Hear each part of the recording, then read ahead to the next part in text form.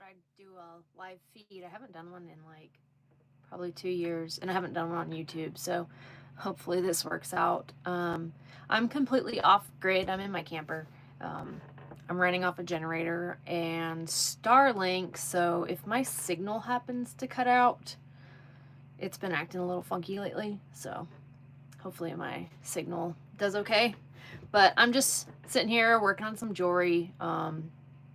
I've been clearing trails and cutting trees and things like that all day, so now I'm just chilling at camp working on some jewelry. But I thought I'd go live, and if anyone wants to join, you can join me.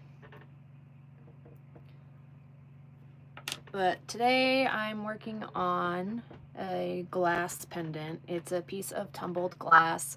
It's from an old mining area that I found in Southern California. Found a bunch of broken old bottles that were really cool colors, like this aqua blue, the purple glass, blue glass. And I took them home and broke them down into smaller pieces and then tumbled them in my rock tumbler. So it made this really cool, like frosted sea glass look. So I'm gonna be working on that. I'm setting it in sterling silver wire. Don't really know the design I'm doing yet.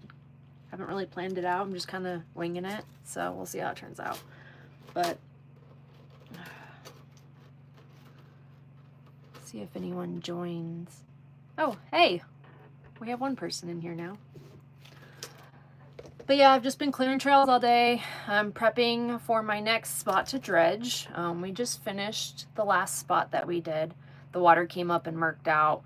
The area I was working previously is really only workable in early spring and late fall when the water's low and clear.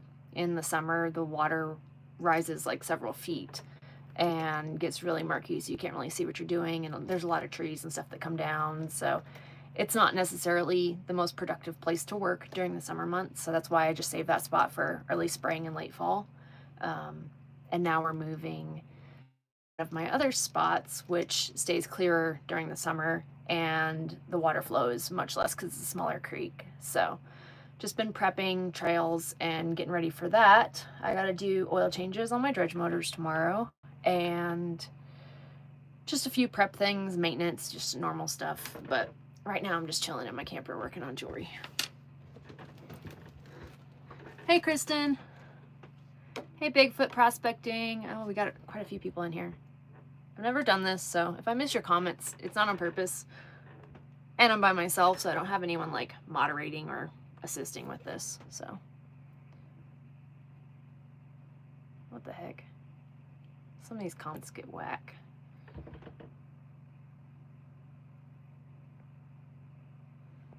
But anyways, so I'm working on this piece of glass that I tumbled, in case anyone missed. It's a piece of old bottle glass that I found in a mining area in Southern California out in the Mojave Desert. And I tumbled it in my rock tumbler, and it gives it this kind of sea glass look. So I'm going to set it in sterling silver. It's actually for one of my friends to give to her son. Apparently he is on a glass kick and likes anything glass right now, so I'm going to make him a pendant. Let's see. I got some weirdos in here, it looks like.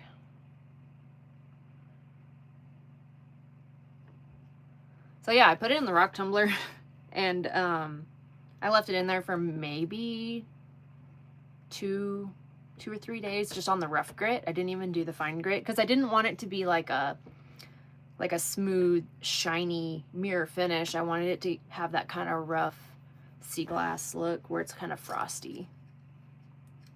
But I'm using 18 gauge square silver wire and 18 gauge half round silver wire. Bigfoot process. I haven't got.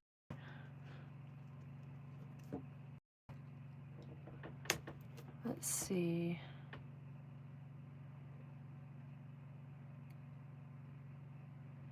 What does this say?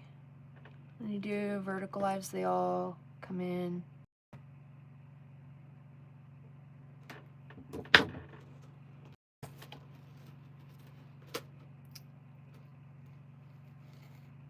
Oh, are you talking about the weirdos come in with the lives? Is that what that means?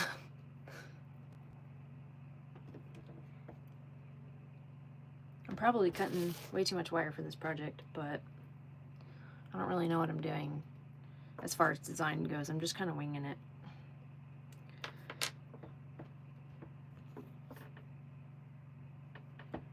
Oh, verticals show on the shorts feed. Gotcha.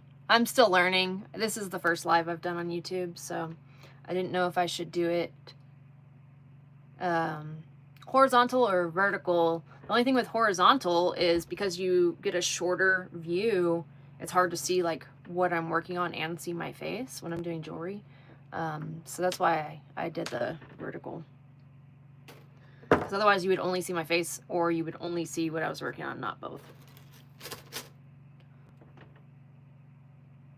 Hey, Justin. So if it shows in the shorts feed, does that mean it doesn't save as a video, or does it still save as a video? It just also shows in the shorts feed. That's kind of confusing.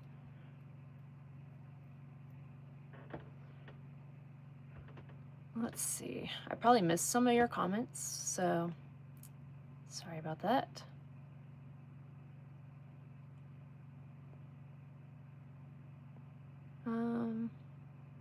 We got someone watching from West Virginia. My East Coast friends. I have a lot of friends on the East Coast since I lived in North Carolina for almost 13 years before I moved to Alaska. I used to do a lot of rock hounding. I did gold prospecting out there as well. That's actually where I started dredging, but I did a lot of rock hounding out there as well. I would dig quartz crystals, and I mean, I have some big quartz crystals that I dug in North Carolina. Some of them were like between 16 and 18 pounds. And also, if you hear like this weird like whirring or like humming noise in the background, that's probably my generator. I'm waiting to I ordered a battery solar generator, so it won't make so much noise all the time. I'm waiting for the shipping company to send it up so I can go pick it up at the warehouse.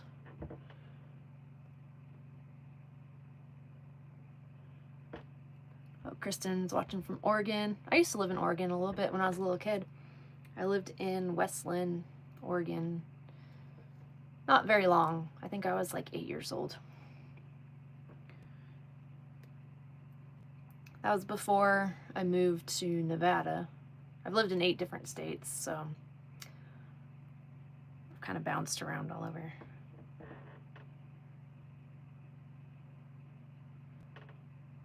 Oh, Justin was looking for agates. I haven't gone and done that yet. Not here anyways. I've looked for agates elsewhere, like out in the desert, but not here in Alaska. I haven't really looked for much of anything besides gold since I've been here. Alright, so what I'm going to do is bind. I got 3 wires cut. These are going to be like the cage that goes around the piece of glass that actually forms the pendant. So I'm going to bind it with my half round wire. Oh, banded agates, they're really cool. They look really way to cut and polish them. They look really good if you put them in a rock tumbler too.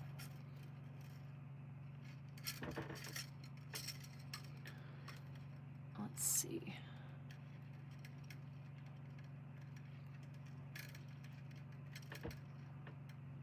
Haven't gone either. I've been looking for quartz in your creek. Like quartz for gold or quartz for crystals? Kristen, am I doing a tree pendant? No, I'm not doing a tree pendant. Not this time. I do, however, my next project I have to do 3 bear claws with the tree pendant going up them. That was for a special order. I'm just doing a random silver and glass pendant.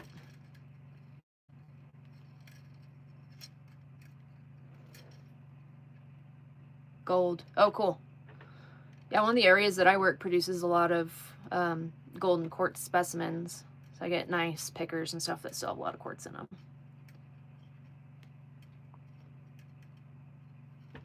I bounce around throughout the season. I don't work like just one spot from the very beginning of the season to the very end. I bounce around depending on the weather and the water conditions and stuff like that. So I kind of have it set up to where no matter what the water and the weather is doing, I can have somewhere to work even during high water season, usually, depending on how bad it gets. But the only time I really can't work is like dead of winter, and even then sometimes I still get out and go sniping or something. I think I've gone out before in like January and gone sniping, but it just depends on the weather conditions and the ice buildup and if the river's frozen over or not. Every year is a little bit different.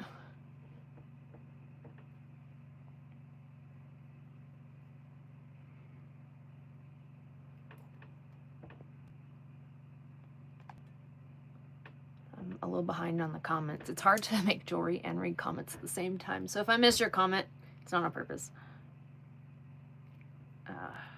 All right.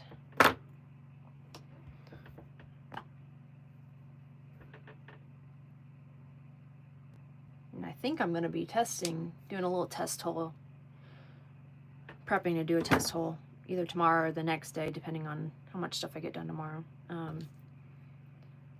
It's a lot of exposed bedrock, but it's a really narrow spot. So I'm not going to start off with the 6. I'm probably just going to put my 4-inch dredge in there and just do a little test hole and do some sampling. It's an area I haven't really worked. I've worked the creek, but not this specific spot. But it's really narrow, so my 6 won't really fit that well. Not until I get it opened up and like get some rocks moved and stuff. So I think I'm just going to start with the 4, open the area up and see if it's worth putting the big dredge in. All right. I don't think I got that fully centered, but oh well.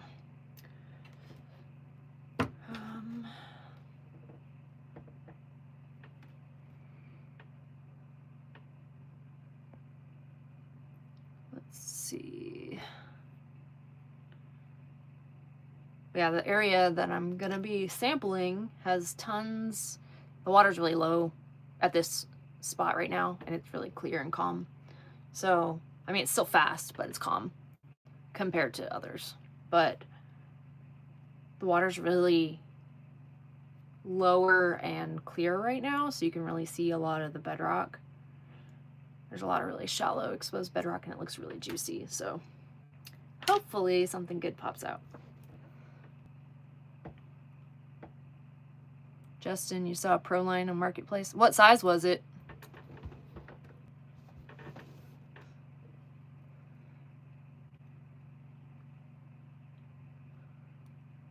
Hey, Nate. Oh, 4-inch. I don't need another 4. If it was a 6, I'd buy it. I could always use a backup 6, but I don't need another 4.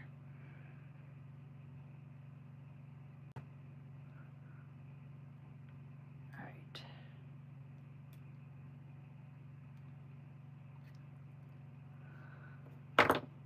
Let's see. JB Prospecting, hi, from Southern Oregon. Justin, what are they asking for it? How much are they wanting? Did that way too wide. I mean narrow. Way too narrow. All mixed up. Let's see if that works. Actually, it doesn't have to fit perfect. 5,500. That's pretty pricey. Does it look brand new or?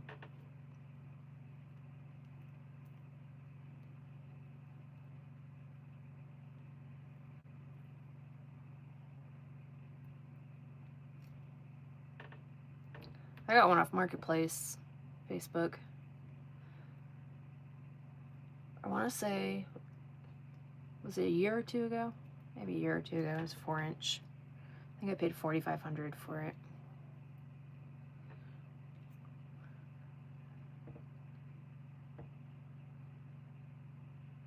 But I mean, brand new, they're pretty pricey. I think they're like $6,300 brand new.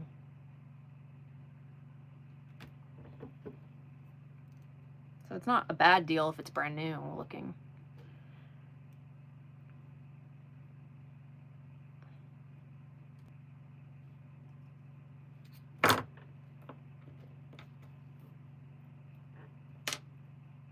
Yeah, I try to haggle them a little bit, see if you can get it down just a little. But that's not a bad price if it looks pretty much new, if it hasn't really been used.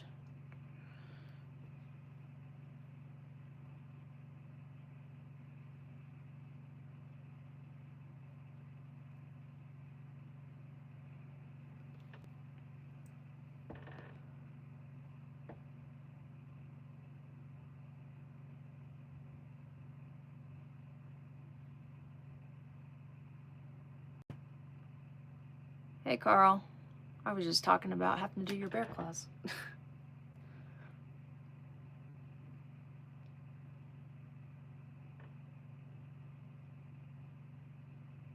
Justin, people are proud of their junk gear too. Yeah, that's very true, especially here in Alaska. People think like trucks with 220,000 miles on it, it's still worth 15 grand. And I'm like, yeah, you're out of your mind.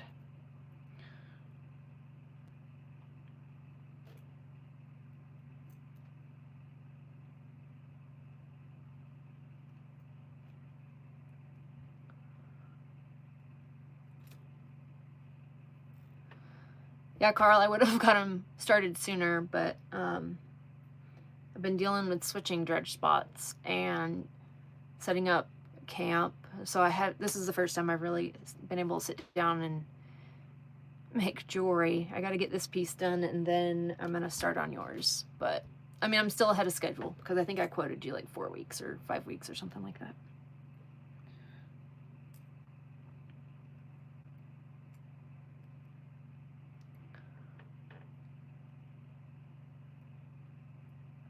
Hey, Prospector Jason.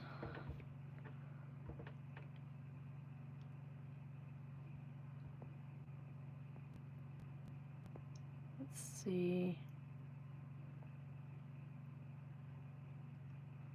I think I missed some of the comments, but it's too confusing for me to try to go back and figure out what I missed.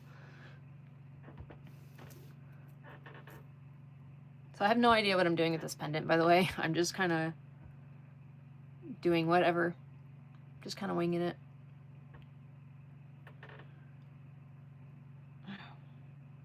You could see, I don't know if you could see her, but she's passed out on the couch over there.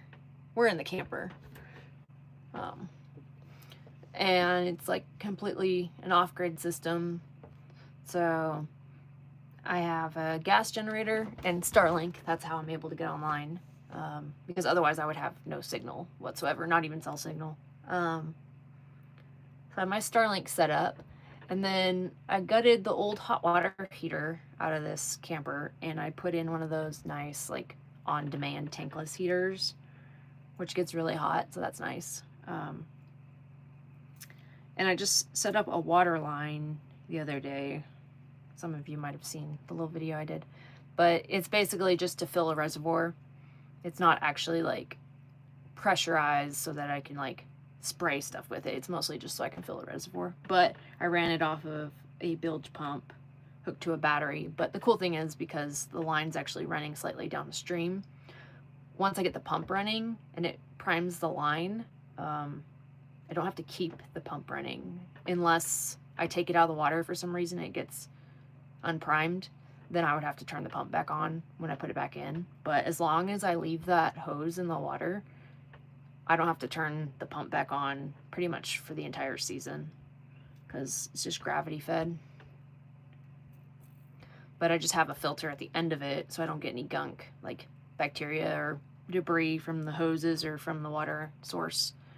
And I have like a shut-off valve on the end, so it's not constantly running.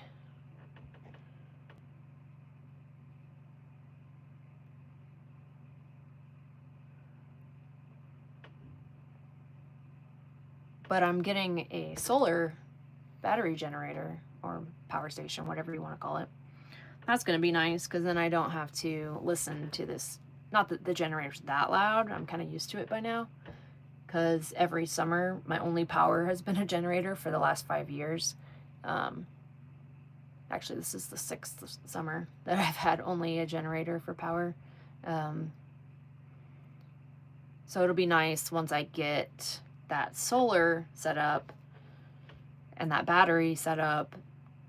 I would only have to run my gas generator maybe an hour or two in the morning or in the evening just to kind of boost everything with charging.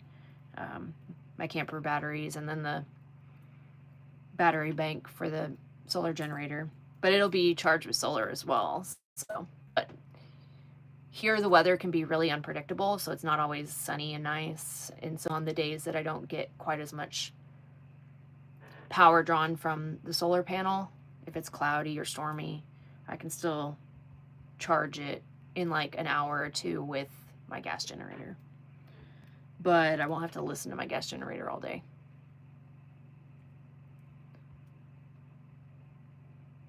So yeah, that's my setup. That's how I live pretty much from May until October. And then I rent a cabin in the winters just because it's doable to live in a camper in the winters, but I like being a little bit more spoiled and not have to deal with generators and not have to deal with freezing water lines and things like that in the winter. So I just only stay in my camper from May to October, and then I rent a cabin from October until pretty much the first week of May.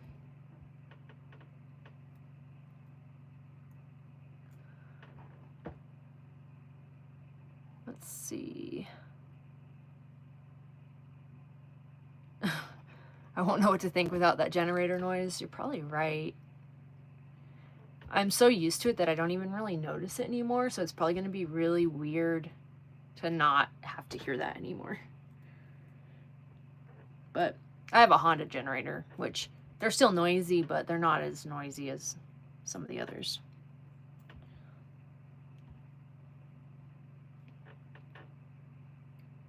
All right.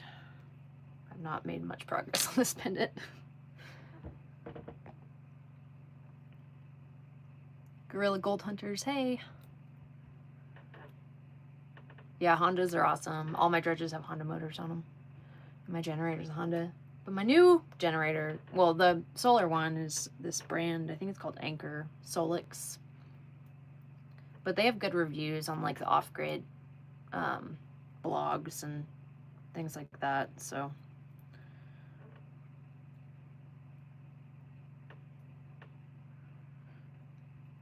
keep the main generator away from the house so you don't have to listen to it. Yeah, I could put it farther away. But the problem is I don't leave my generator running all night long just because there's no point in me burning gas while I'm sleeping. So I don't leave it running all night long, and sometimes it's like midnight when I go outside to go turn it off, and I don't really like walking that far or closer to the brush line in the dark. I mean, pretty soon in like the next few weeks it won't even be dark at midnight, so it wouldn't matter, but right now it's still getting dark.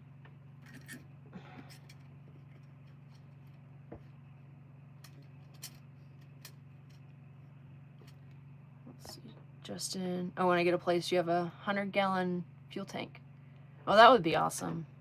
I could definitely use something like that.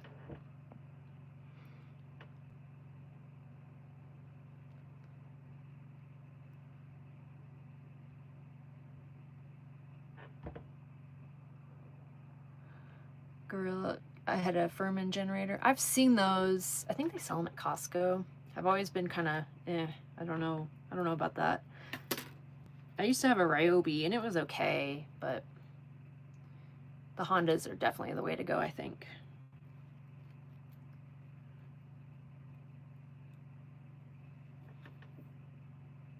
All right, what am I doing here? So I'm just kind of caging it right now, and then I'll bring in some wires to like actually lock it in. Right now it's just held in by tension.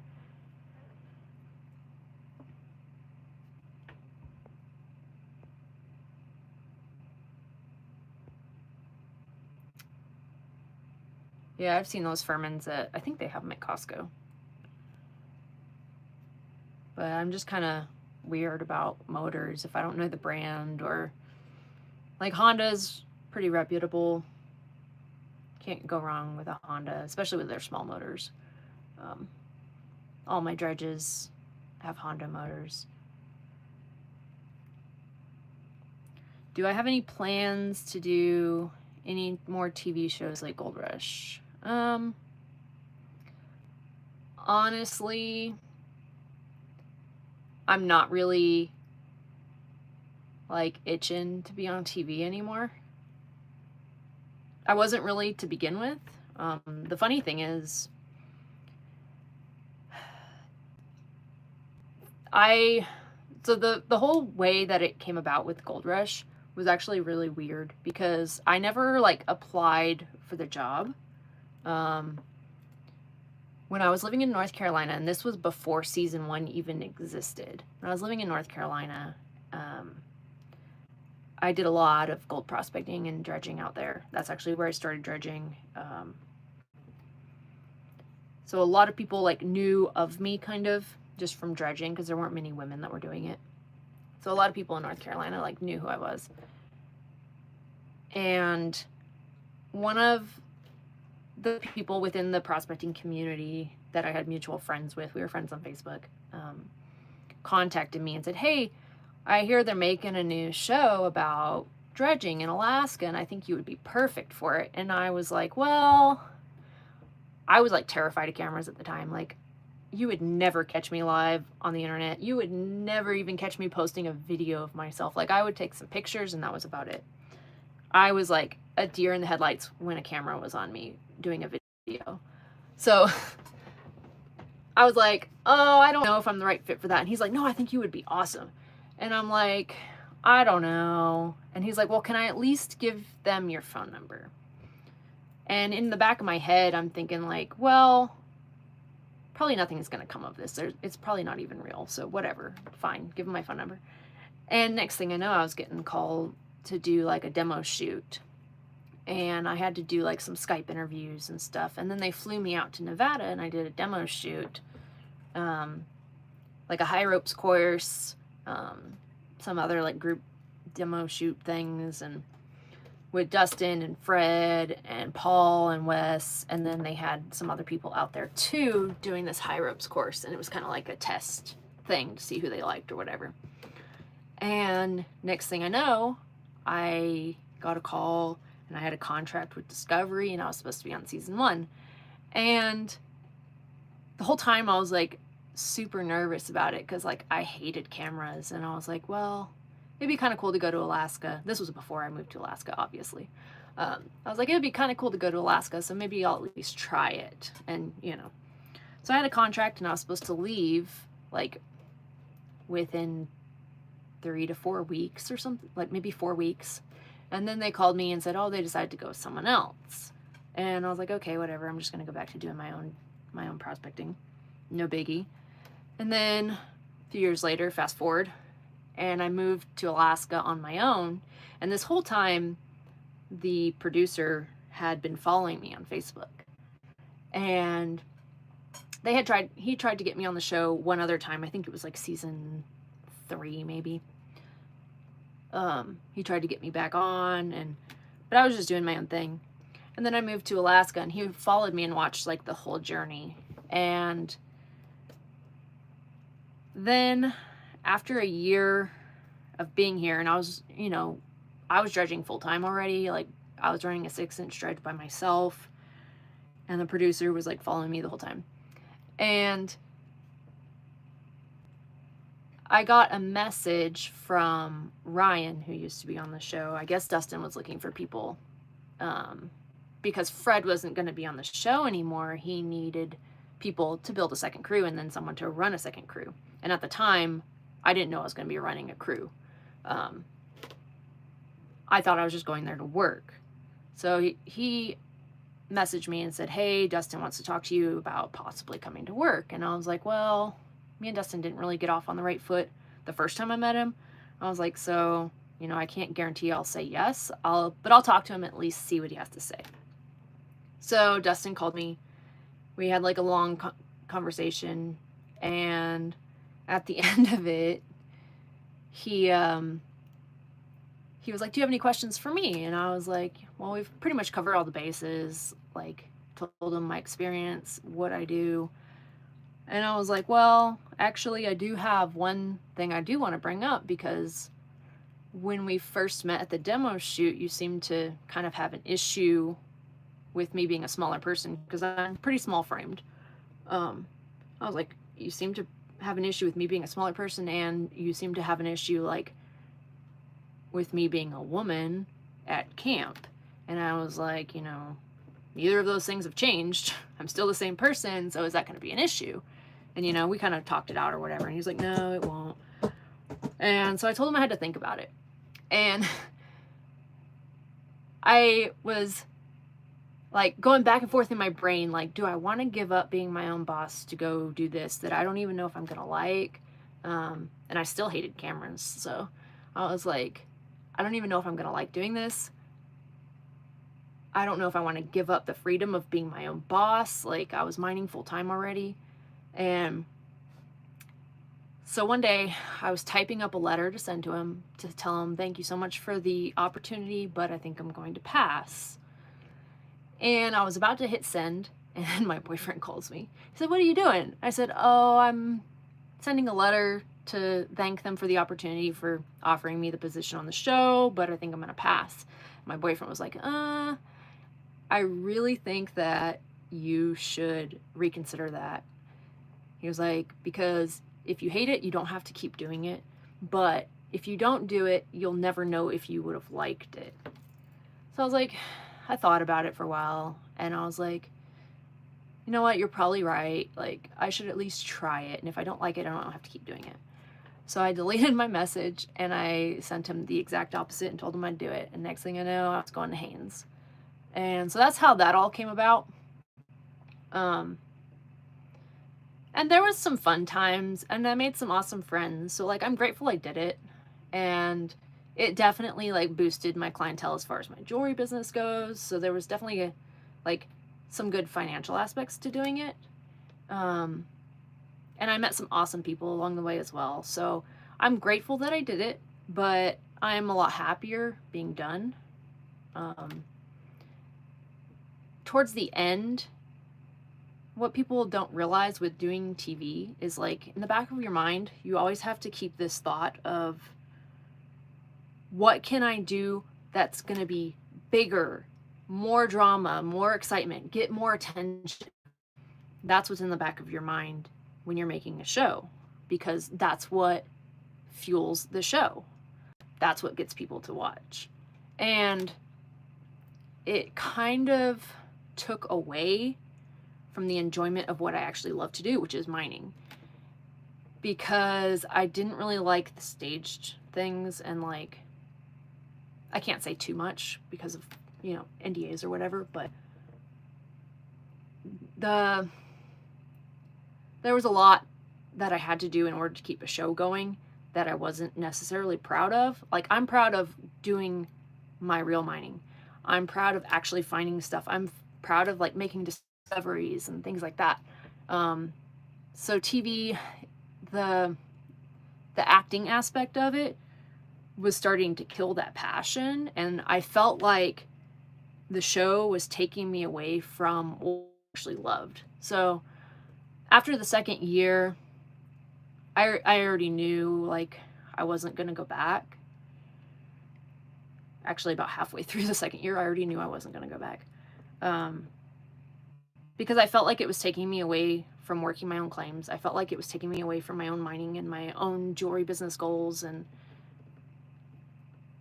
I like feeling proud of what I'm doing. Not that I wasn't proud of some of the stuff I was doing on TV, but I prefer just doing my own mining. And I prefer not having to exaggerate and show up, for the camera. That's why I like doing my YouTube videos, just because they're raw footage. I'm not having to act a certain way. I'm not having to exaggerate my reactions. I'm not having to think of things that's going to be more exciting just to get views. If people don't watch my videos, frankly, I really don't care. If they like them, great. but I'm not going to be fake, and I'm not going to exaggerate my personality, and I'm not going to exaggerate what's actually going on in order to get views. And that's one thing that really killed it for me doing TV. But that was a really long answer to that question, and I missed probably 100 comments because I wasn't reading your comments, so I'm sorry. I kind of just went off track there and went in a rabbit hole. But there you go, that's the story.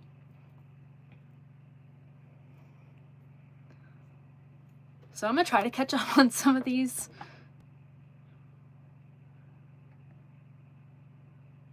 Oh, Justin, Elizabeth was the same way as my boyfriend. Oh, about telling you to at least try it, that even if you don't like it, you don't have to keep doing it, and you should at least try it so you don't miss out.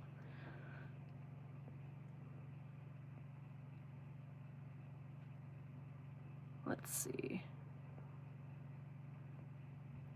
Anyways, I missed a ton of comments during that whole spiel I just gave, which I could have really shortened into a shorter answer. I don't know why I just went on this like monologue here. Sorry about that.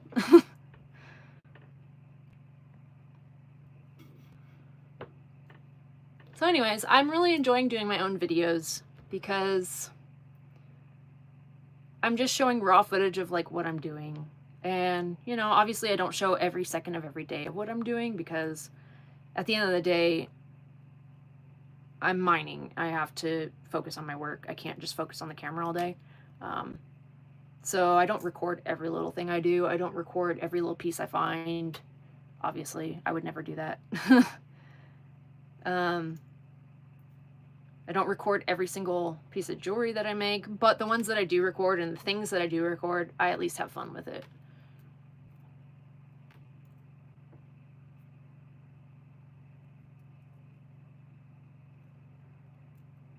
And I have not made any progress on this pendant. But whatever. It's getting a little darker in here, but I guess my light's still okay. Let's see. Oh, speaking of doing videos, I'm releasing the next episode of my series From Bedrock to Bench, which is where I show my mining process and gold being found, and then I show one of the pieces of gold found being turned into jewelry. And this video, I just got done editing it yesterday, well, last night after I was working. Just got done editing it last night, and it's going to be released Friday at 4 o'clock my time. I'm in Alaska time, so if you're in Eastern time, that would be 8 o'clock, 8 p.m. If you're Pacific Standard Time, that would be 5 p.m. on Friday. But I think it's like 48 minutes long. I'm kind of experimenting with, like, I still do some of the shorter videos that are like 10 minutes and less, but I'm trying to like experiment a little bit with like some of the longer form videos. And the last one I did pretty well, so it just gives me a chance to show more footage of the gold prospecting and the whole process of like what I'm doing. I don't show every little thing. Like, I don't show the whole panning process because you've already seen me pan for gold. So I'll show like a little clip of me panning, but I do show tons of underwater footage. That's my favorite thing to do, is underwater footage. And then I show like the process of making the pendant out of the piece of gold, which is really fun. All right, I need to work on this pendant because I've got nothing done.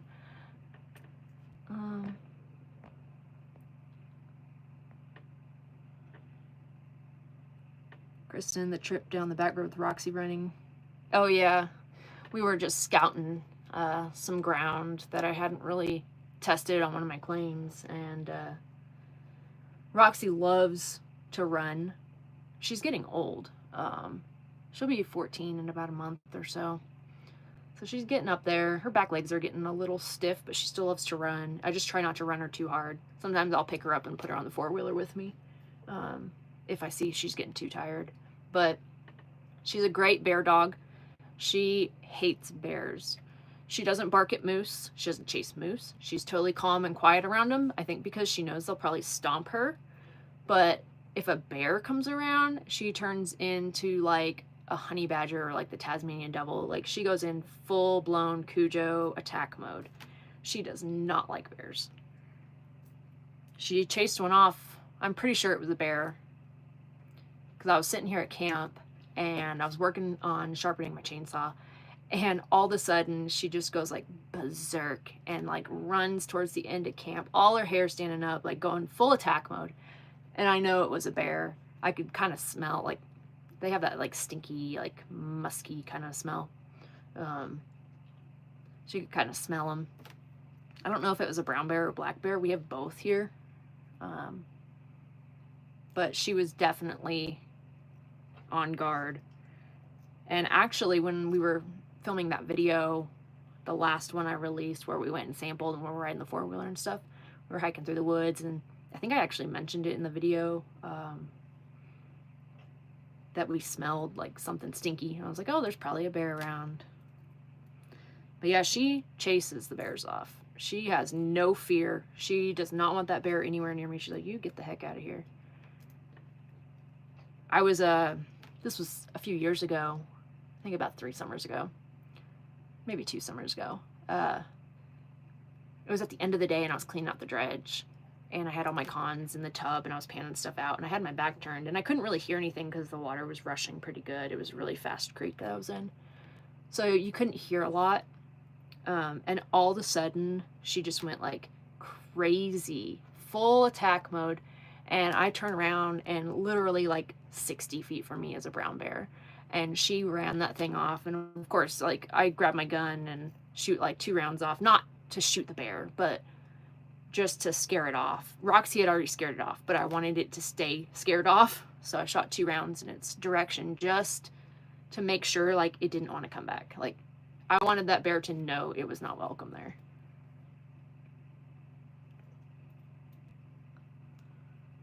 But yeah, she definitely has my back. That she is my best buddy. In fact, you can see her there. There she is. And that's her painting right above. Well, am I pointing it? Yeah, there we go. That's her painting. My mom painted a portrait of Roxy for me when I first moved here. So that's her throne over there. Oh, Rox. She's all pooped out. She was helping me clear trails today. But yeah, it's funny just to watch the switch from bears to moose. Like, she sees a moose, she's totally calm. She just sits there quietly, doesn't bark at them, and we just let the moose go on. But if it's a bear, nope. She wants that thing out of there. All right, I gotta figure out what I'm doing with this thing. Oh, Kristen, painting of your dogs too? Good, I'm not the only one. Now I just need a painting of both of my cats and I'll be set.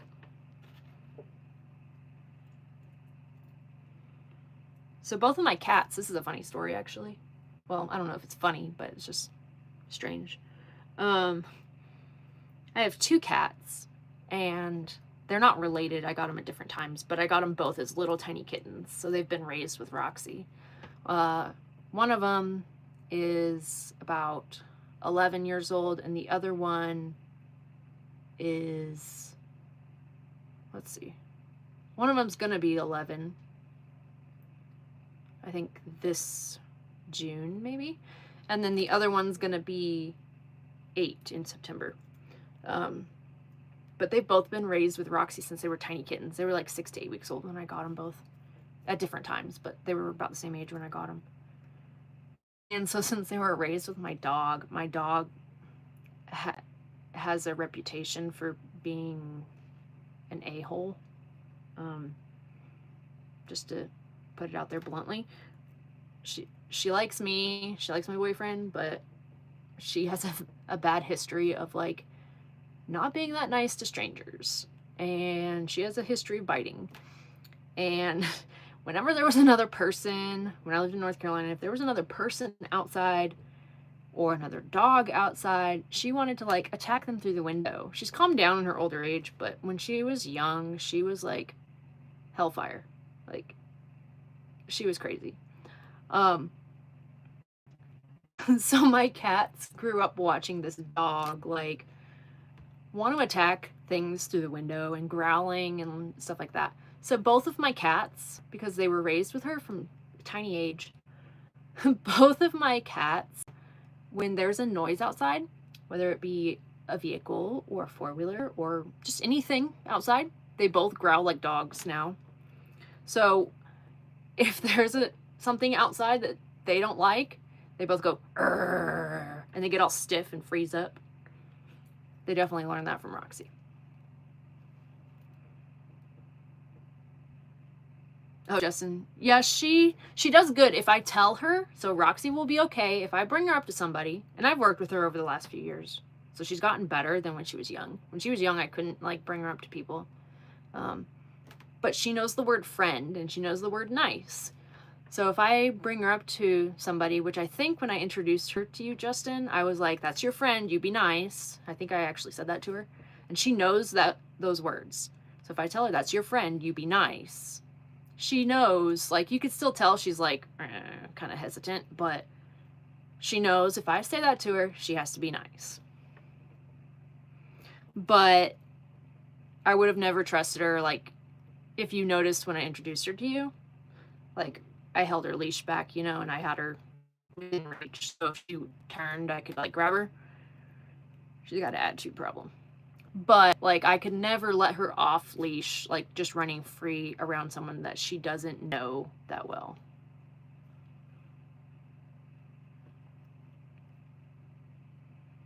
But she's gotten way better in the last like 4 years because I've tried to introduce her to more people and more dogs. So now she has a couple dog friends. She has more people friends. But it was rough when she was young. And the thing is, I don't know what happened to her when she was a puppy. I got her when she was a year old. And she was found as a stray, as a puppy. And I can tell she definitely had some sort of an abuse going on at some point, because when I would take her prospecting with me, if I would pick up a shovel, she would like cower down like I was going to hit her with the shovel. So something definitely happened to her when she was really young. And I think that's what like fueled her meanness growing up. That, and like she has like a lump like at the bottom of her rib cage, like where you can tell like in the past when she was young, somebody had kicked her and like one of her ribs had broken at the tip and like not healed straight. It's not giving her any problems now. It doesn't hurt her now, but you can tell like it re-healed and the rib didn't sit like flush. It like has a overlap kind of, so there's like a little nub you can feel. So something definitely happened to her when she was young.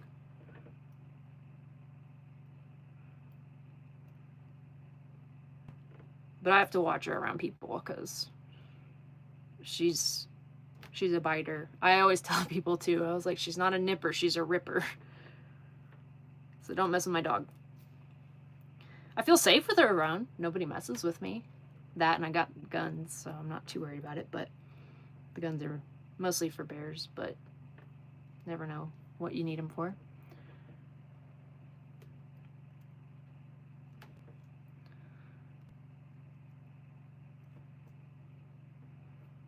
So she doesn't like strangers and she doesn't like bears. She loves cats. She gets along with my cats. My cats will like cuddle with her. Cats don't necessarily like each other that much, but they both love my dog. They'll like rub on her face and like literally cuddle with her. Like I have pictures of my dog laying on her side and like the cats like spooning her, like literally cuddling with her. It's really cute. All right. I gotta figure out what I'm doing with this pendant because I haven't done anything with it.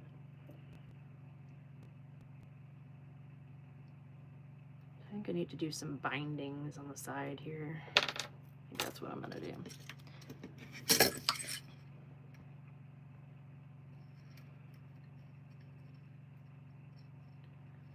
I had a bear and I haven't seen any. Well, I smelled them the other day, some bears, but I haven't seen any yet this season. Last year I had one that kept coming into my camp. Luckily it didn't mess with anything, but I had to keep shooting my gun off to scare it away. It's being a pest. It was like a young brown bear. It was probably like its first year away from its mom. It was like maybe a 3-year-old. He was just being curious, but I didn't want him too comfortable thinking he'd keep coming back here, because then that's when they become problem bears. Like, I don't ever want to have to hurt a bear if I don't have to, but I also don't want them in my camp.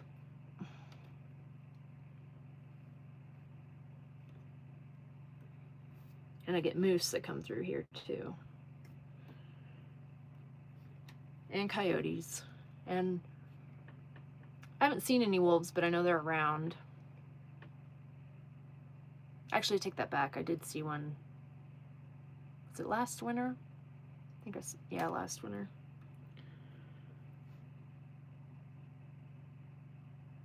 All right, I need to do a binding right there.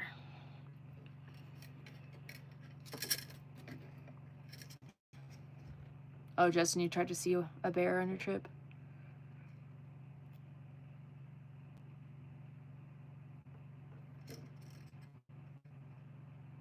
I can never predict when I'm gonna see them. That just kind of happens.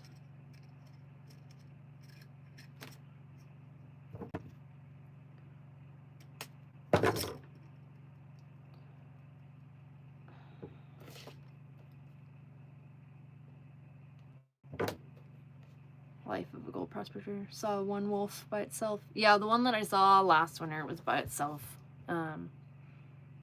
Actually, now that I think of it, I saw 2 wolves one of the times that I was driving to Haines, like right after I crossed out of Alaska into the Canadian side, going towards like Burwash Landing.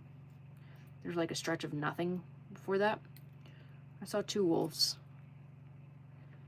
in a little side of the road between the trees, kind of.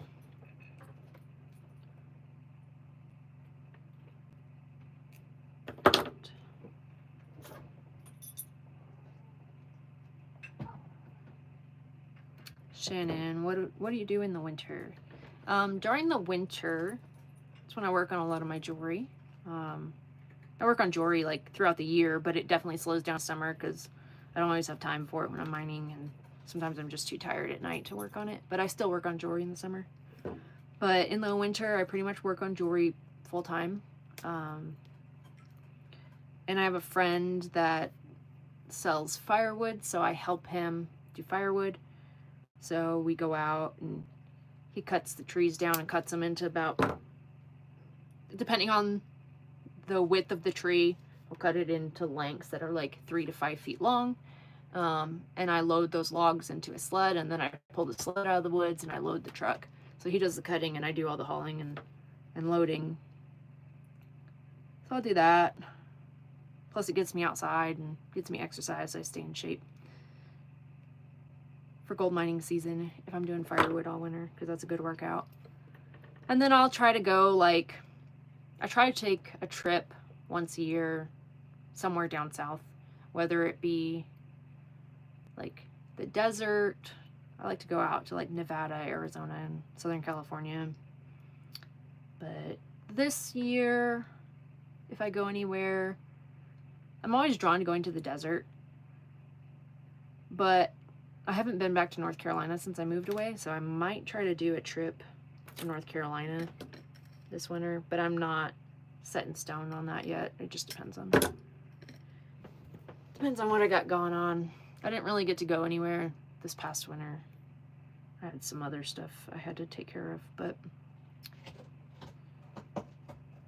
I did take a little short, super short trip in February. It was like 4 days. I went to California. I have family out there, so I just went to California to go see family.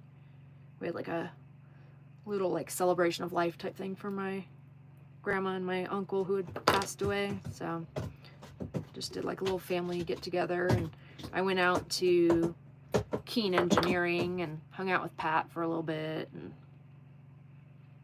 went and saw my friend Sarah. But it was a super short trip. I was only there for 4 days and then came back, and then like a week later started mining. We got a super early start this year. Normally, I want to say we start like kind of early to mid-April most years. Last year we started, I think, March 26th, which was an early start. This year we got like a super early start. We started like March 3rd, which is the earliest I've started since I've been here. Started dredging. Should probably specify what I'm talking about here. All right, do I have this even? 4, 5? Nope, I have 5 on this side and 4 on that side. All right. It's hard to keep up with like reading comments and then keeping track of what I'm talking about and keeping track of what I'm working on. But the winter before this last one, I went on this really awesome road trip with my best friend. I went out for like 2 weeks and I rented like a Jeep Wrangler Willys and went off-roading and like dug all kinds of minerals and quartz crystals and amethyst crystals, fire agates, chalcedonies, jaspers, like just anything and everything. Just wandered through the desert. Funny thing is, she lives in Idaho, like right on the border of Montana, so she gets pretty harsh winters too. And we both were just like, we need to escape the snow. We need to escape winter. And so we're like, perfect, we're gonna go to the desert. Like southern Nevada, Arizona, Southern California. We're like, great. Because the 2 years before, I kind of did that same loop and it was like warm in February. It was like 70s and got up to like 85. Like it's probably like a little heat wave or whatever. So I was like, oh, it'll be warm. But I told her, I was like, but bring like a set of warm clothes too, just in case, because it can be unpredictable.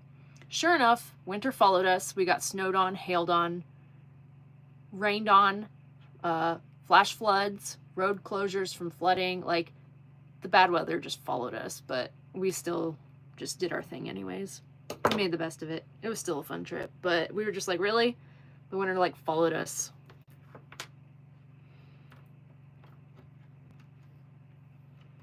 Just my luck.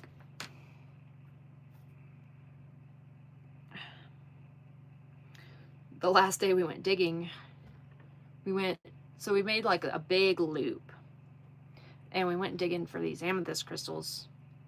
That was the first dig spot we did, and we made this huge loop and went all around, and we went to the quartzite gem show in Quartzsite, Arizona. We went to the gold show because it was that same weekend in Quartzsite, so we went to the gold show and the gem show that weekend. And then we looped back around after we made our rounds, and we looped back around the last day of digging. We went back to the spot to dig for amethyst crystals. And sure enough, it had snowed like 8 inches. And we're like, we're not even going to be able to see like where to dig. But luckily, like certain sides of the mountains that were more sun facing, it was melting off a little faster. So we were able to see like patches of dirt, and I was like, okay, let's just try it anyways. And we got so muddy and soaked because it was just like, it was that weird, like super cold in the morning where it snowed, but then it warmed up during the day. So it just turned to like mush. And so we were just like super muddy trying to dig for quartz crystals. And I hit this amazing pocket of like grape jelly colored amethyst crystals. They're in my storage unit right now. I don't have them with me. Otherwise I'd show you some of them. But I hit these clusters and they're just like deep purple, like grape jelly colored, like so pretty. And I was like, I'm really glad, even though the weather sucked and we thought we weren't going to find anything, I'm really glad that we still went. All right. So I'm not making that good of progress on this pendant because I've been talking too much, but whatever. It should have been done a long time ago. These don't take me that long to make. But you can see what I'm doing is making the bindings just to hold the wires together. And then what I'm going to do is bend this front, excuse my ugly nails, I've been cutting wood and clearing trails.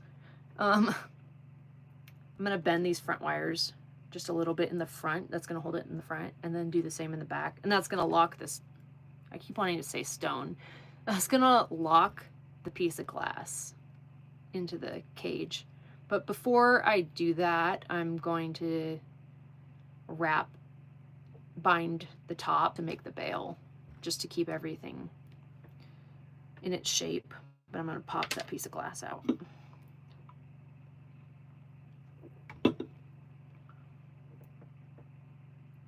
So I started making jewelry like, I want to say it's probably been about 9 years ago now. I was probably about 27 when I started making jewelry.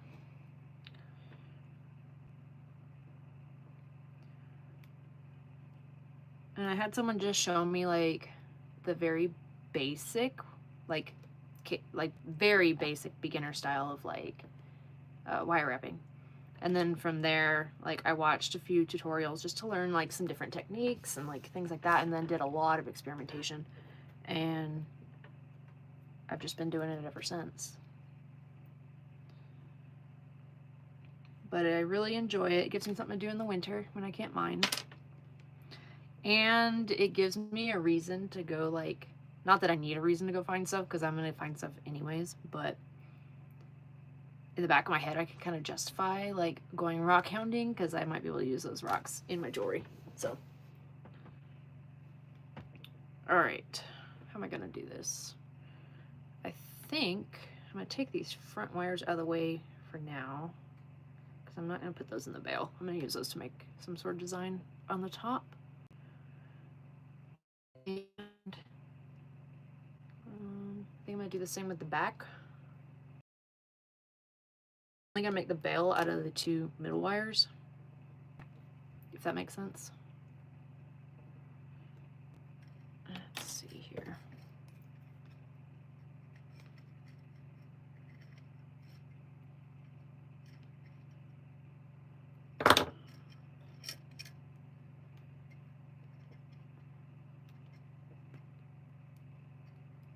So I'm not going to give any spoilers on my video coming out on Friday, but I'm really liking the pendant that I made for the video. I did give a sneak peek of the drawing on one of my recent Facebook posts, so you kind of get a little bit of a teaser, but I'm not going to show the finished pendant until the video is released.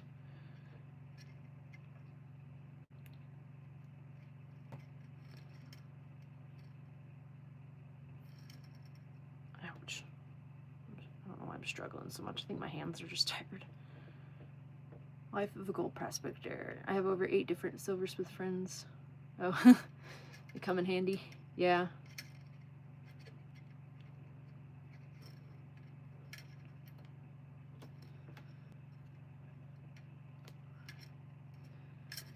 And sometimes I do custom orders, but it just depends, like, what the person's wanting. Because a lot of people don't seem to fully grasp that I do wire wrapping, and they want me to, like, they're like, oh, can you melt silver into, like, an eagle holding a gold nugget? Or, you know, that's just an example, but they'll ask for things like that.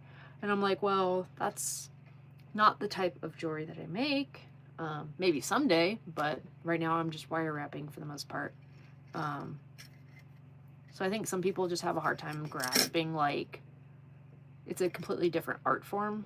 Like, wire wrapping is a completely different art form than, like, casting and soldering and things like that. So I do make custom orders sometimes. It just depends on what the person wants. And I don't necessarily like doing, like, super specific customs, if that makes sense. Like, I don't like doing customs where someone's like, oh, I want this stone exactly like this, and I want this stone exactly here, and this place here, and a swirl. Like, I don't like that. I like to have somewhat of artistic freedom when I'm making a piece, because otherwise I don't enjoy making it as much. And I feel like when I don't enjoy making a piece, it doesn't seem to come out as good. So just something to keep in mind if anyone ever asks me to make a custom. Like, I do need somewhat of artistic freedom. And I don't do as many custom orders, like, during the summer because I'm mining. So the time that I'm making jewelry is already limited.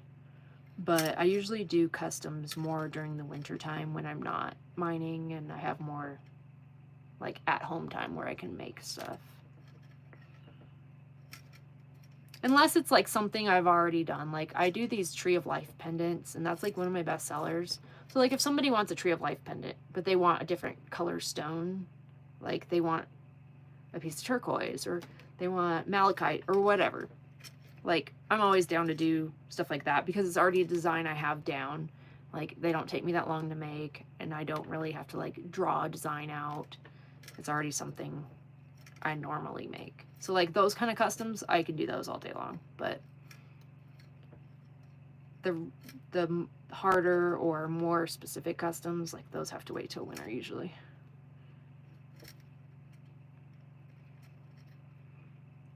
It's like when I'm mining, like some people don't realize like how much energy and mental focus actually goes into it. So like at the end of the day, I come back to my camper and like, you know, I still got to cook dinner and I got to take care of my pets and I'm tired because I've been moving rocks all day and I don't always have the mental energy to like sit there and I'll get like a creative block. Like I just can't draw a new design sometimes because I'm just tired or all my brain cells are going towards like planning what I'm doing for mining the next day, things like that.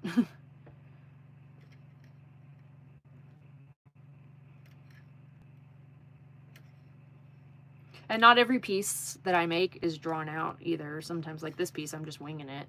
I just kind of start making it and then see how it turns out. Like sometimes I'll see like, oh, the wire wants to bend this way. And I just kind of build on top of an idea, but it's not really planned out.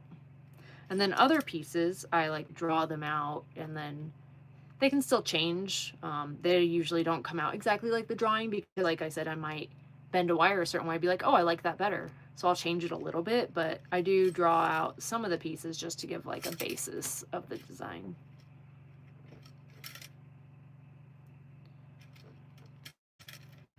And then a lot of my pieces I use gold that I mine. Not every single piece, some are just stones. And not every stone I use are stones that I've dug myself. Um, a lot of times I buy and trade from my friends that cut stones, so I have access to a lot of different stones.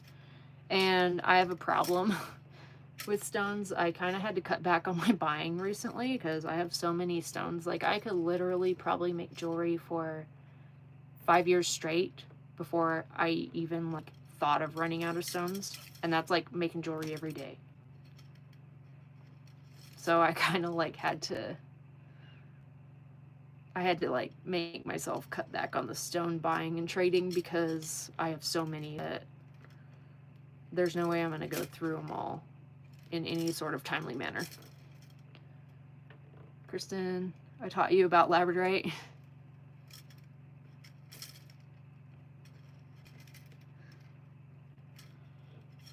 Labradorite's a fun one to use.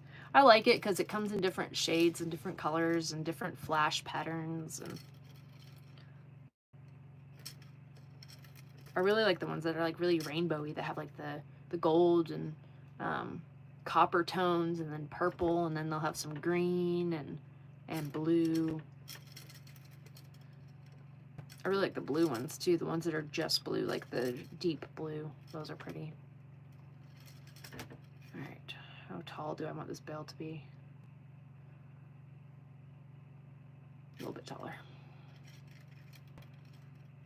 And all the jewelry I do wire wrapping, with the exception of I think one piece I did, is all usually sterling silver. That's just what I started making jewelry with was sterling silver, and I just never switched. I just have a thing for silver. I like pairing silver and gold together because I feel like the color contrast makes the gold pop out more, whereas if I use gold wire, I feel like the gold nuggets get lost in the wire because the color matches too much. So I really like doing silver because of the contrast.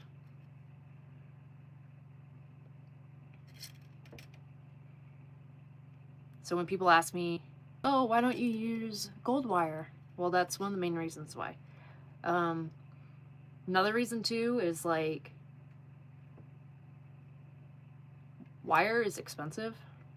It's not just the base price of like, it's not the spot price of the metal because it's a finished product. So like silver wire, like silver, I haven't checked the price of silver recently, but it's probably like $30 an ounce or $30 something dollars an ounce. I don't know.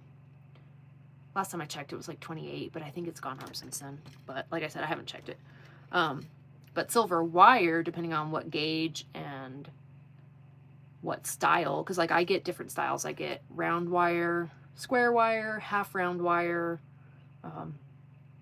and they can vary in price per ounce. So like, because it's a finished product, you're paying a premium on top of it because you also have to pay for that work that was used to turn it into wire. So you're not just paying silver spot price.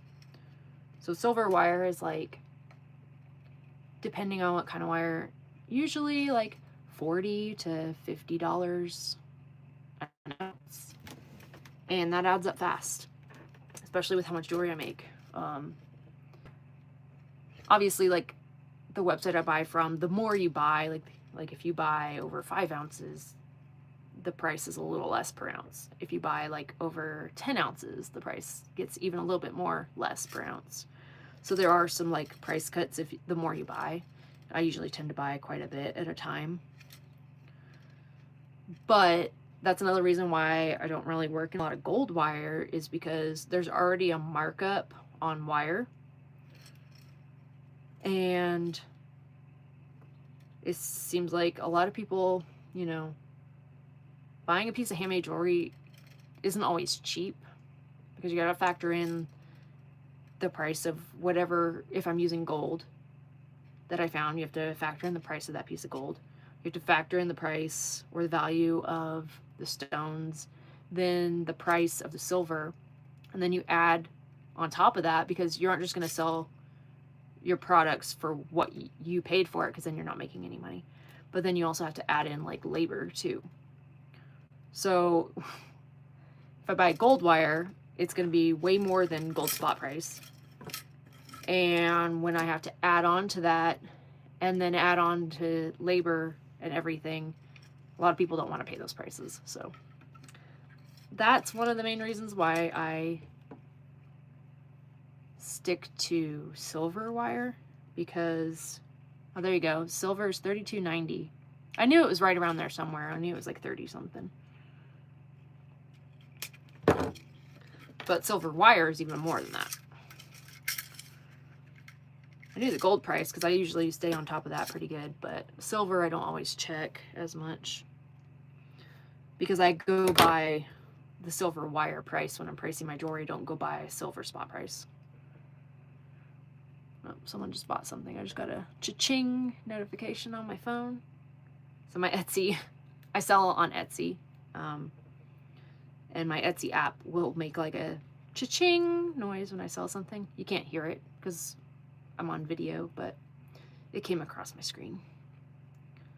So I sell all my jewelry, well, most of it, on Etsy. And pay dirt bags. I sell pay dirt bags on there too. All right, did I do this right?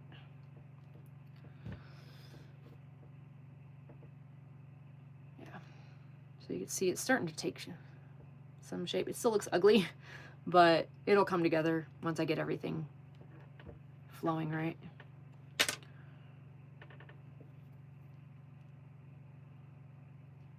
All right. Yeah, so silver is $32.90. Yeah, gold's $32.40. So think of that, you know, that's per ounce. And when you start making jewelry, you go through a lot of metal. So that adds up really, really fast.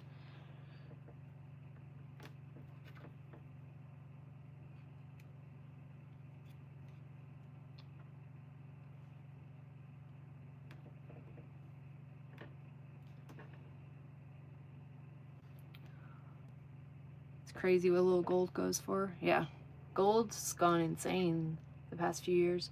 I remember when I started prospecting, I can't remember if it was,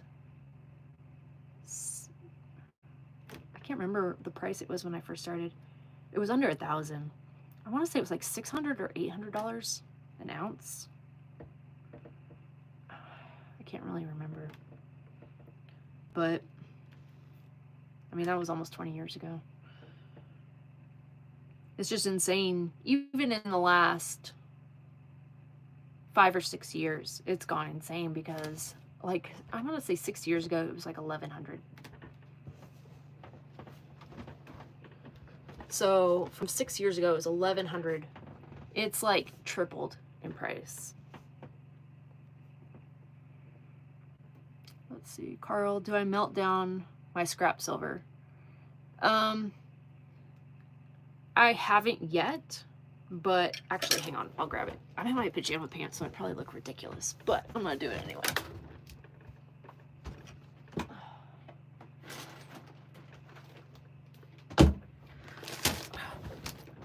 I haven't melted my scrap yet, but I've been saving it, and I have literally like pounds of silver scrap from making hundreds of pieces of jewelry. Like, I've just been holding on to it for like 5 years. I need to put this like in my storage unit or something, just so it's not like taking up space, but I literally have like over 5 pounds of silver. I think I'm gonna put that in my storage unit though, because I'm not using it right now. But yeah, eventually, like when I have like a legit workshop set up, I want to start melting down my own silver scrap and doing like casting and stuff like that, just experimenting with some different jewelry methods. But right now, because I spend like half the year in a camper, I don't have a lot of space to set up a workshop like that. But once I have like a permanent space that I can make an actual workshop, I want to get like stuff that I could smelt my own silver and gold down, and maybe even like make my own wire, or, you know, do castings where I can do molds and stuff like that. And then I'd like to also, I used to start, I was starting to learn how to cut cabochons a long time ago before I moved up here. And when I moved, I no longer had access to that equipment. So once I have a workshop set up, I want to start cutting my own stones again, because I really love like being able to source the whole project. Maybe not the wire, you know, I buy that, but being able to source the gold in the piece of jewelry, knowing that I dug the stone, that I cut the stone, and that I made the piece of jewelry, is really something that I enjoy doing. So that's definitely on my bucket list of things to do. All right, I figure out what I want to do with this thing. I guess I need to lock my stone in first. Stone, piece of glass is what I meant, not stone.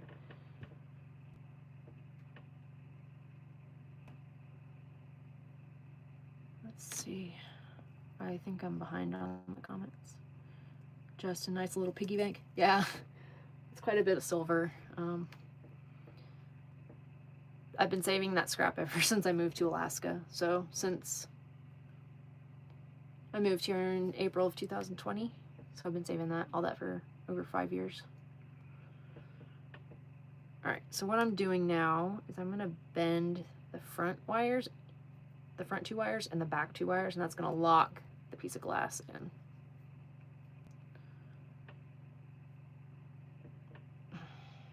So you can kind of see like that. Now I gotta do the back side. I think, yeah, that's the back side.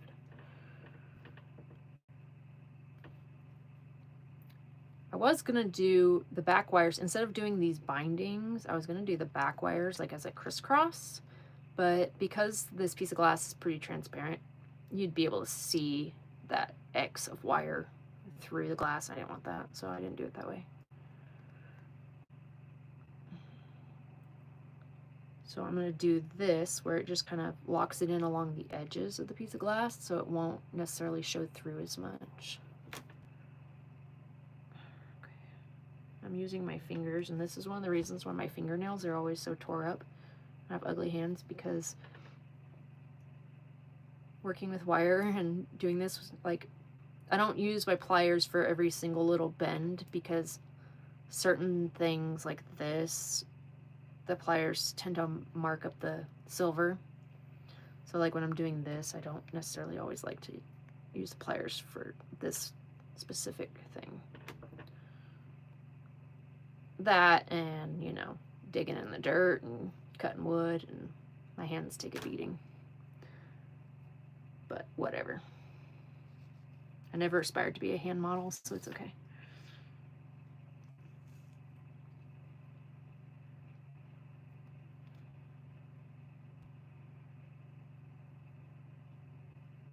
All right, ouch. I bent my fingernail.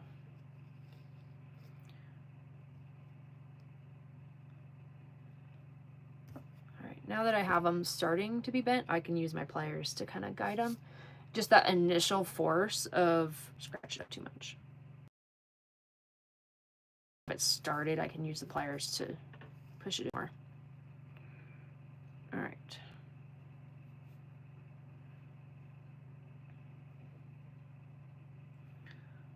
I feel like it needs to come in on this side, just a hair. I'll lock that piece in there. I don't want the piece of glass to fall out.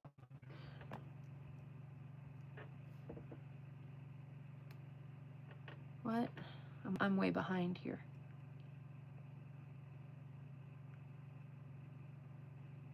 Carl started hard rock mining in '79. Gold was 200 an ounce. Dang. You've seen quite the markup then. Yeah, I think it was like, I want to say it was 600 when I first started. Could have been 8, but I want to say it was 600. That was in 2000. Let's see, I was 17. It's 2006 when I started. But I was just panning then. I wasn't dredging. I was living in California at the time. Mega Silver Stacker. Hey.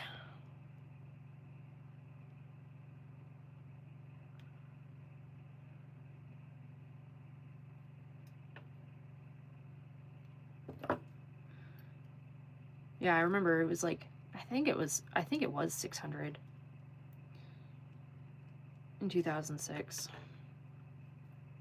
I'd have to look it up to be fully sure. I can't really remember. It was a long time ago, but next year will be 20 years I've been prospecting. Time flies when you're having fun, I guess. Doesn't seem like it's been that long, but then again, it seems like it's been longer in a way. It's weird. All right, so now you can see it's starting to take somewhat of a shape. So now I need to bend the bail and then secure these 2 wires to tie off the bail, and then I'll cut off the excess. I probably didn't need to make these wires quite as long as I did, but because I didn't know what I was doing, I kind of overshot it. But that's okay. The scraps will go in my rainy day bag.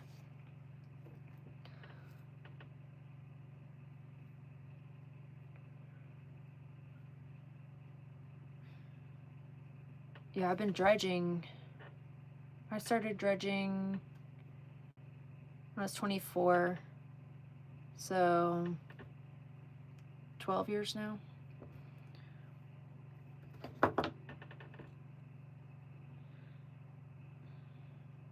This is actually, well, this was found sluicing and then sniping. That was the first nugget I ever found. That was on the East Fork San Gabriel River in Southern California. That necklace like very rarely comes off. Like I wear it diving and everything. I just tuck it in my clothes, but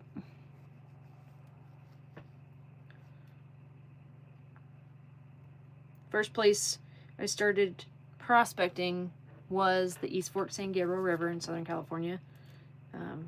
It's just outside of LA if you're not familiar with it.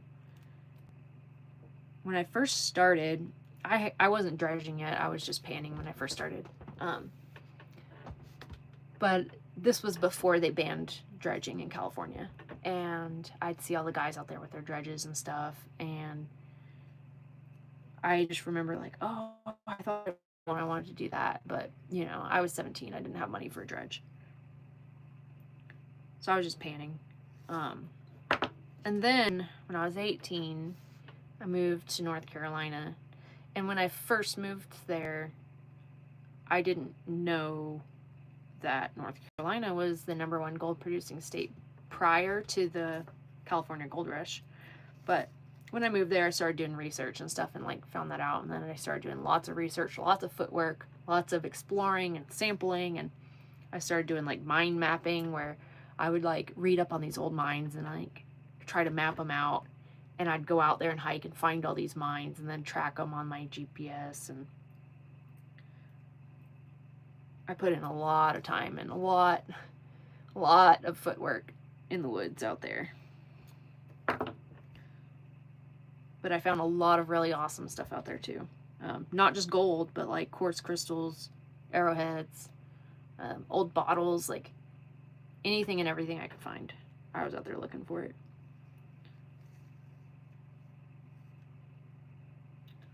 All right.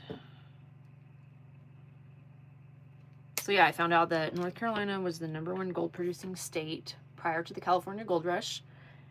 And so I already like had sparked an interest in prospecting when I was in California, but then once I started doing all that, it just like really fueled the fire and it became like an obsession. And like every single day off, if I wasn't digging for gold, I was looking for quartz crystals or looking for bottles or just looking for anything. And like it consumed my life.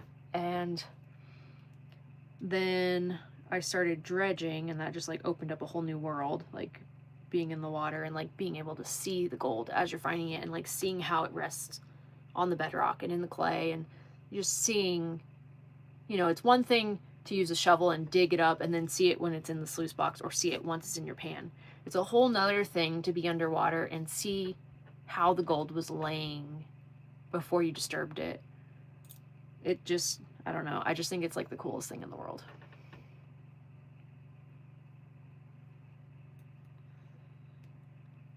So once I started dredging, that was like, end of story. This is what I'm doing. This is what I love. And the rest is history.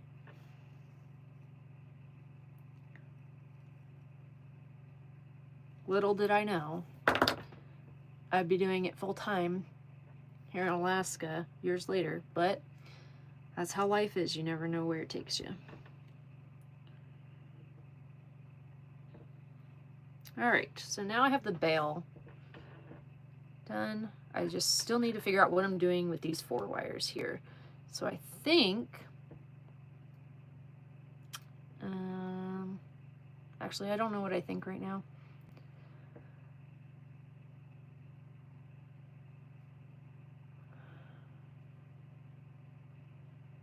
I think I might take one down and do a swirl over the glass. Yeah, I kind of like that.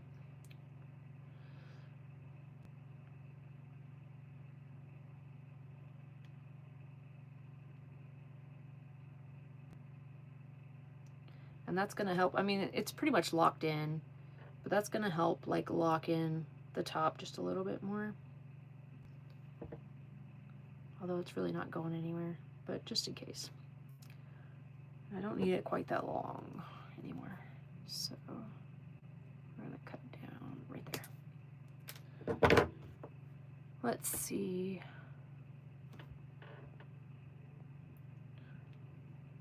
Life of a Gold Prospector. I think you would like Liberty, Washington gold. Yeah, I've heard a lot of that area. I've never been. I've been playing around with the idea of maybe going to the Monroe Gold Show next winter. I get an invite to go every year, and I just haven't gone. I've been kind of toying around with the idea of going down there, maybe this time, and selling some of my jewelry. But I keep getting people wanting me to come down there every year, and I just haven't gone yet.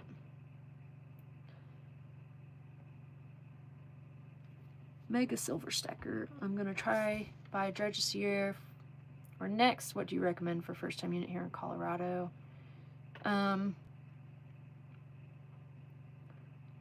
You'd need to look at the regulations and see if there's any size limits there. I'm not as familiar with Colorado just because I haven't prospected there, so you need to make sure like certain states have different size regulations. I had a friend that was looking to buy a dredge out there, and I don't remember if he said it was a 4-inch or a 3-inch, but you would need to look up the size regulations before you can decide what to buy, because I'd hate for you to like buy a 5-inch dredge or a 6-inch dredge and then come find out you can't use it in that state. So that's the first thing I would do, is just figure out what the size limit is. I've driven through Colorado, I just haven't really prospected there.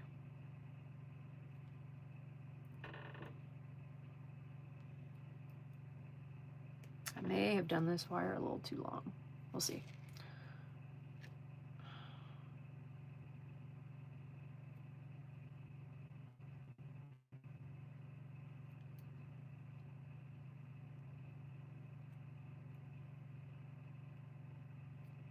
Actually, I think it'll work.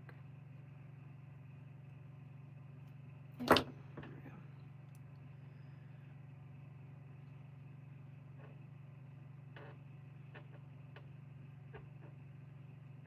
Trying to decide if I like that or not. I can't tell if I like it yet.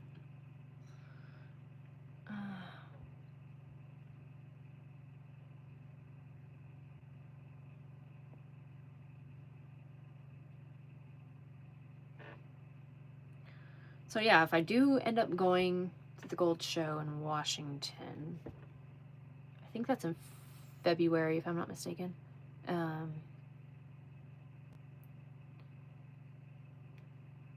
It's just gonna be like a stop.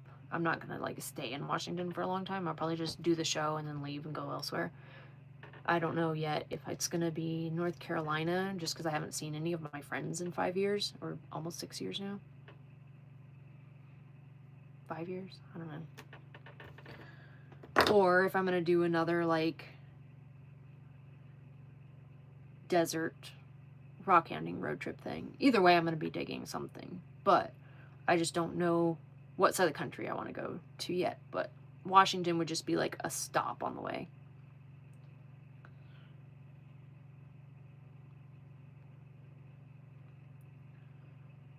All right, so I did a swirl in the front. It was kind of funky.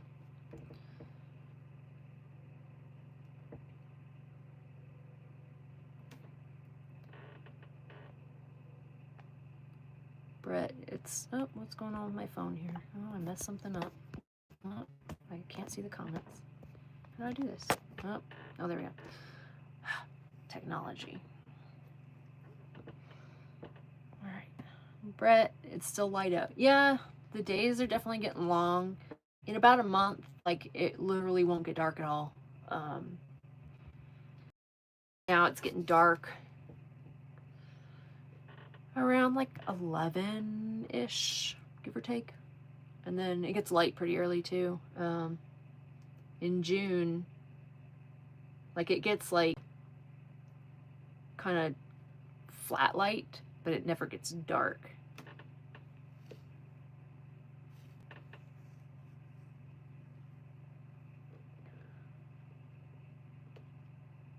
And then in the winter, the days are really short. Like the sun doesn't come up till like 10 a.m. and it sets at like 3:15 or 3:30.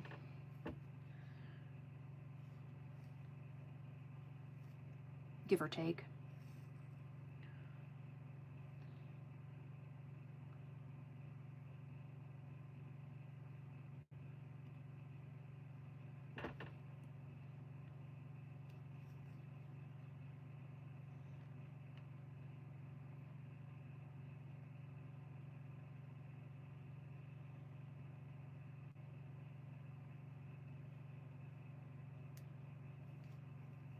Okay, I'm gonna get this piece finished eventually.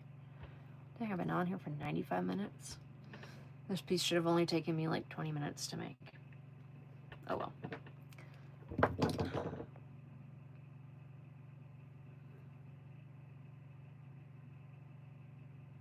Up in Leadville. Yeah, I'm just not as familiar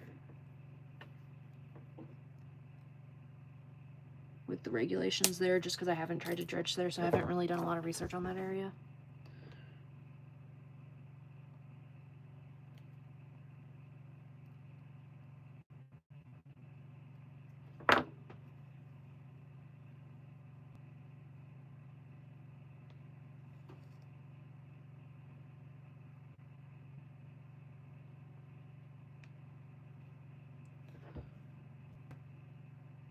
That's why vampires like Alaska in the winter, because it's dark a lot.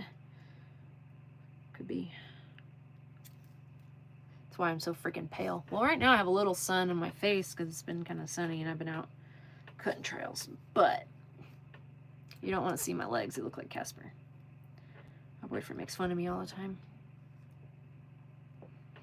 And the dilemma is, like, when it's nice out and sunny, it's like, oh, I kind of want to lay out. I mean, I'm working usually, but sometimes I'm like, oh, I want to lay out and, like, get a little sun.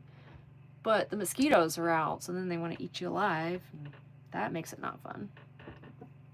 So I just stay pale, I guess.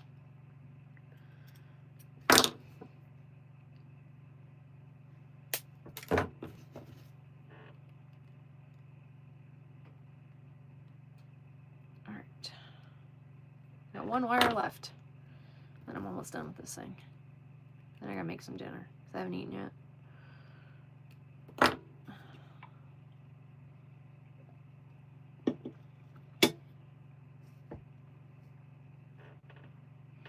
Kristen pale till I get my farmer's tan. So, yes. My face will get color, and my hands, like, you can see it already. There is a line for my dry suit. My hands are getting tan, and my arms are staying white. You can already, like, you can see the distinct line where my wrist seal ends on my dry suit. And it's always that way, every summer. I get super tan hands. The rest of me is not. Maybe my face. And it gets bad. Like, my hands will be a different race.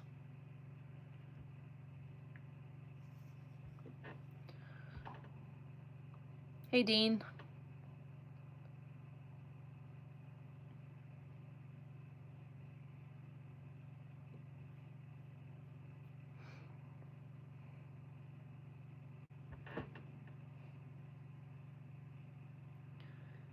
Alright, I gotta figure out what to do with this one last wire. I think I'm just gonna make like a little bend so that it kind of covers the top of the glass in the back just to extra lock it in. I mean, I know it's in there, but I just want to make sure that it can't fall out, especially since a younger person's gonna be wearing it, and kids are rough on things, so I want to make sure it's not gonna fall out.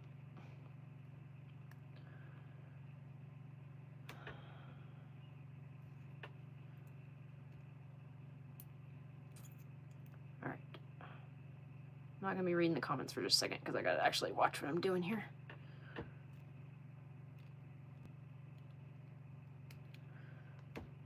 So if you guys like this live, I think I might start doing these more, like just working on jewelry and like talking random stuff. Oh yeah, Justin got me a Mr. Hanky pen. Howdy ho! It even writes in like brown ink, so it looks like poo.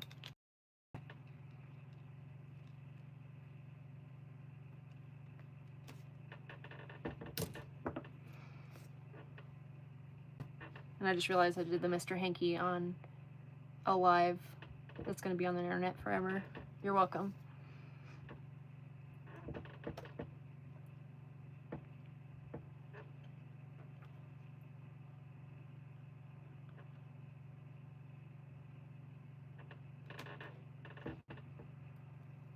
All right.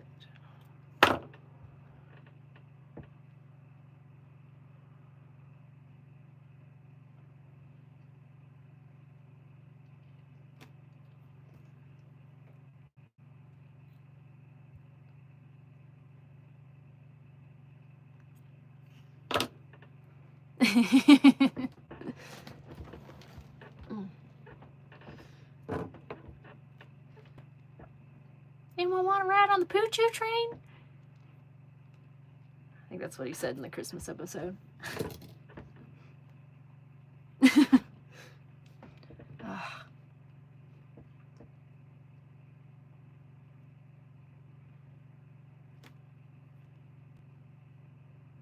Alright, I'm almost done with this pendant, finally.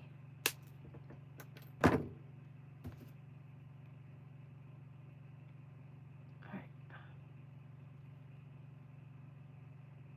It's kind of artsy and funky, but I kind of like it.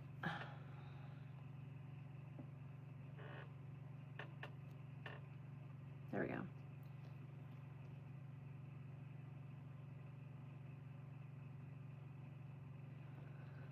And that's the back. So you can see I bent these wires, that locks it in on the sides. This one up top is just hugging the very top edge of that piece of glass, so it's locked in from all sides. It will not wiggle. So it's pretty secure.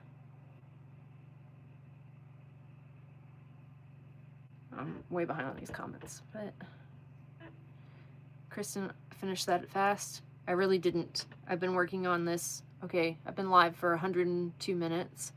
This pendant should have taken me like 25 minutes to make, and it's taken me 102 minutes to make. I could have made 4 of these. And my heat just kicked on, so it's gonna be kind of loud. Hang on. I gotta turn that off because it's loud.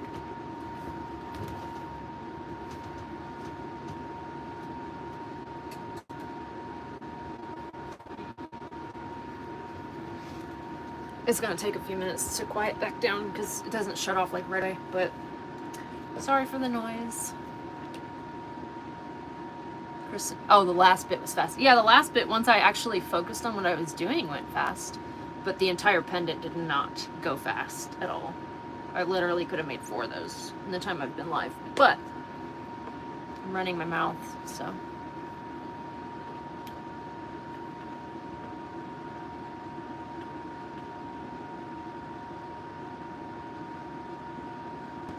Mega Silver Stacker, you've heard me talk a lot of good about my Proline dredges. So I have Proline and I have Keen dredges. They both work really well, and there's things I like and dislike about both of them. Overall, I tend to use my Proline more. I like the ease of the frame and the stability of the frame better. I like the way that the floats attach to the frame better, because if you get a little bit of water in one of the floats, which happens from time to time, just condensation, or if you get some overflow or anything. If you get any water in any of the floats, the Proline floats are way easier to take off because you're not having to disassemble parts of the frame to take one of the floats off. You can actually just unbolt the one float and pop it off real quick, drain it, and put it back on.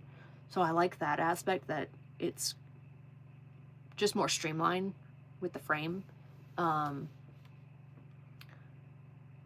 There's a few other things I like. I like the box. It's more simple. The Keen box is really good too, with the triple stage, with the over-under box. It does catch fines really well.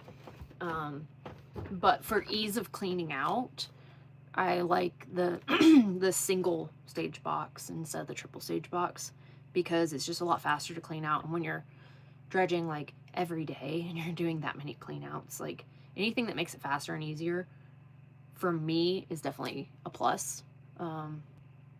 The box on my Proline versus my Keen, the box is both wider and longer. So that's something that I like. But like I said, they're both good dredges. So like, you're not going to go wrong with either one. They're both well built. They both work good.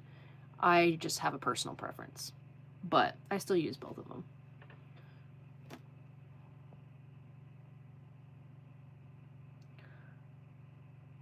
Oh, there's my dog. She's passed out. She's out.